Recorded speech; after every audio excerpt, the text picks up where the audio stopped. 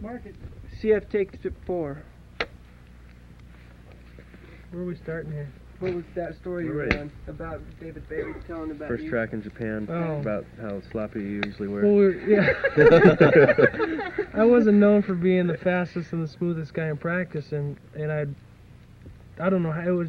I mean, I rode good, and I think I was a little bit better on slick tracks, and I was riding Yamahas at the time, and so I always seemed to do good at the Japan Supercross. And so it came in 1984 at the end of the year, and actually, yeah, it was 84. And we had that track. They couldn't get a stadium, so they built that track out in the middle by of the dock. Right by the docks. Yeah, the they got the sand. They got some sand off an island. I went out and I was sick, and I was the slowest in qualifying and everything. And David Bailey tells the story the best. He was like so excited because he knew You could win. no way Rick is going to win this, because I won in 82, 83, 80, you know, the first race in 84, and they thought there's no way I'm going to win that race. And for some reason, I came out and ended up winning the main event. In the race also, right? Yeah, right towards the end of the race it started raining. But that was just your style. Yeah, it was funny because when we were talking about training with you, and I'll never forget, you know, I always tell people never go riding by yourself, you know, and I always tell people never go riding by yourself. Well, this track called the Flower Track up in Carlsbad. I'm out. I get out there riding, and that day was perfect. Who was first? Who was out there first? You or me, or did we go out at the same time? I was out there first. I was riding for about 15 minutes, and you came on the track. So I like see Jeff on the track. There's nobody there. There's nobody on the track, and I take off, and so all of a sudden we get this pace because you jumped up the road, and then you went around, and then you jumped down the road, and we were even, and we started going faster and faster and faster to where we were wide open. We went for 45 minutes, wide open. This is right when we were in the heat of a battle for the 500 National Championship in 87 or 88, I can't remember. And we're just hammering, and we're having the best race ever, because we're staying like one lap, I'd make a little bit. Next lap, I'd lose a little bit, and go back and forth. And neither one of us would come in. And he ran out of gas first.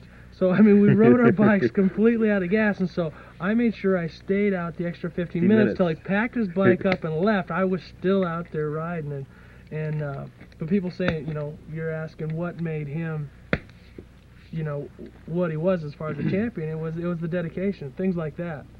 You know, of just, I'm sure it takes a lot we of both showed up by ourselves. We didn't have anybody with us, and here we're out there. Yeah. Jumping stuff. Did you ever talk? Just about we never said a word. In different places. We parked about 50 yards apart. He drove by, looked, gave me one of those. I gave him one of those. And so I thought it would be too rude to jump right on his tail and do that. Besides, I didn't want to get roosted. But I figure I'm gonna wear him down. I'm gonna kick his ass. I'm gonna just go after him, you know. And he kept going faster, and I'm going, damn, he's going faster. I gotta go faster. And I'm thinking, how long have we been out here, man? We've done like 30 laps on this track. And sure enough, here he is. He's pushing his bike up around and then coasting down to his truck. And so I don't know if he's putting on his watch from his thing or whatever, but I'm thinking he's taking lap times on me. So I'm still blistering the pace, trying to keep it out there. But just little things like that were. I wasn't going to leave until you were done. I wanted to make you wear you out. What are some of the best, and you too, Roger, what are some of the best races that you guys had? Of course, the best races are the ones that I won. But I think one of my best races, and probably one of Jeff's not best one, was at the Pontiac in '88. Yeah. I got a decent start, and it always seemed like we both had a similar characteristic, because neither of us were really good at getting in front and just taking off. You know, it's like, well, I need something to motivate me to get me going, because it's like I got all this to lose. So you were out in front, I caught up. It was like whoever was behind you could catch the leader. Then I Nobody pass you. could take off. Then I fall down. Then I catch back up again, fall down again. And I catch back up again. Well, that's when. Is that when you knocked me off the track? Yeah, that's when I knocked him off the track. I was so tired. I was so tired. I couldn't breathe. We're going through the whoops, and it's like, I thought, I'm not going to shut off. He's not going to shut off, and I'm not going to shut off. And I have the inside, so I back her down a little bit, because I knew he was going to square me and pinch me in the bridge. So I'm watching him, and we're going through the thing. And if you watch the video, you see him turn his wheel and kind of buff my leg and my elbow, and I'm going, That's it. That's it. So I just like ease off. He starts in the turn. I gas it again, and boom! I send you into the cameraman. Campfire, take 5. If I can get that down. Okay, Ricky, you knocked him down. Well, yeah, you know, of course you always remember the races that you win, and I remember that when I got second. because it's part of a crash and burn highlight video because you ran into the cameraman. How many times? But over and over. I just I came back up 3 times, and finally the last time I figured, well, maybe if I just stay next to him I can watch where he's at. But anyhow, we came through the whoops, and if you see the footage, I kind of slow up because I know that if I pass him, which I could in the whoops because that was one of my strong points, but he had a strong point coming up, which was corners. If I passed you, you were going to square the turn and pass me back, and then we would have to start the cycle all over again. So I slowed down a little bit, and then you started to lean on me and rub a little bit, and then all of a sudden I figured, well, I'm gonna end this story. I'm tired of it. I'm tired of playing. So I slowed down. As soon as we came down, started the turn, I just leaned, and you just see me just give one of these, boom. And here's the cameraman. All of a sudden, here comes Jeff right into him. So finally, I got to relax and the last 2 laps because we had over half a lap lead on everybody. Oh, yeah, I still got second. And so I'm sitting there in the podium. I'm just waiting. I'm looking out of the corner of my eye. I go, I know this little sucker's gonna come punch me in the cheek. I just know it, you know. I think I've done this one time too many. He's gonna punch me. And so I'm sitting there, and he was so diplomatic about it. It almost pissed me off because I was like, okay, I'm ready.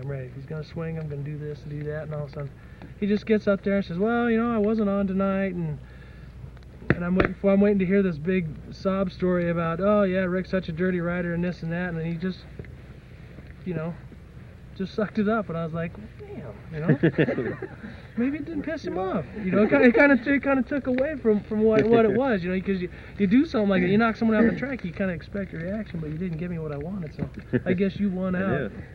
But it builds up for next week.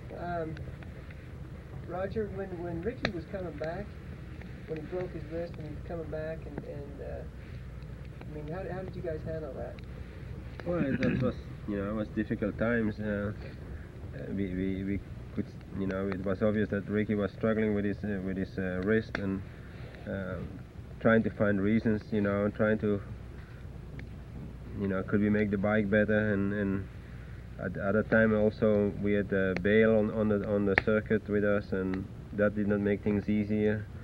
It was a difficult time, and when Ricky got hurt, you know, he was, you know, still on the top. Oh, and he would have had probably about 8 more Supercross wins that year than he has now, if not more.